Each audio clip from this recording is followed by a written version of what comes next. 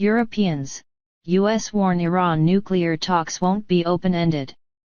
Western officials warned Tehran on Sunday that negotiations to revive its nuclear deal could not continue indefinitely, after the sides announced a break following the election of a new hardline president in Iran.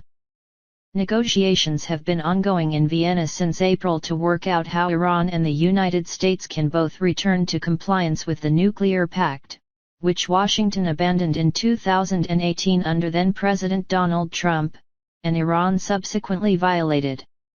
Sunday's pause in the talks came after Ebrahim Raisi, a hardliner and fierce critic of the West, won Iran's presidential election on Friday. Two diplomats said they expected a break of around 10 days.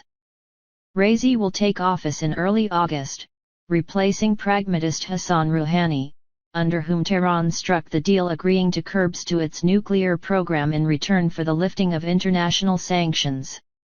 Iranian and Western officials alike say Raisi's rise is unlikely to alter Iran's negotiating position. Iran's hardline supreme leader Ayatollah Ali Khamenei already has final say on all major policy. Still, some Iranian officials have suggested that Tehran could have an interest in pushing through an agreement before the new president takes office in August, to give Raisi a clean slate. An Iranian government official close to the talks told Reuters that if a deal is finalized before Raisi takes office, the new president will be able to deflect blame for any concessions onto his predecessor. Rouhani, not Raisi, will be blamed for any future problems regarding the deal, he said. Britain, France, and Germany, the European E3, have effectively been acting as mediators, shuttling between the Iranian delegation and a US team that, Washington having quit the pact, is not a formal participant. The Western countries say the longer Iran violates the deal and produces banned nuclear material, the harder it becomes to restore the pact. As we have stated before, time is on nobody's side. These talks cannot be open-ended, E3 diplomats said in a note sent to reporters, adding that the most difficult issues still need to be resolved.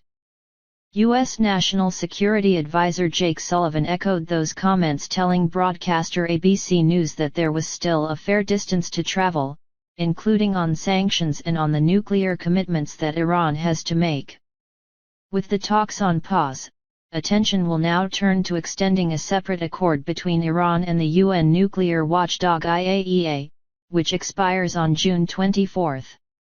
Iran has ended extra monitoring measures that were introduced under the 2015 deal.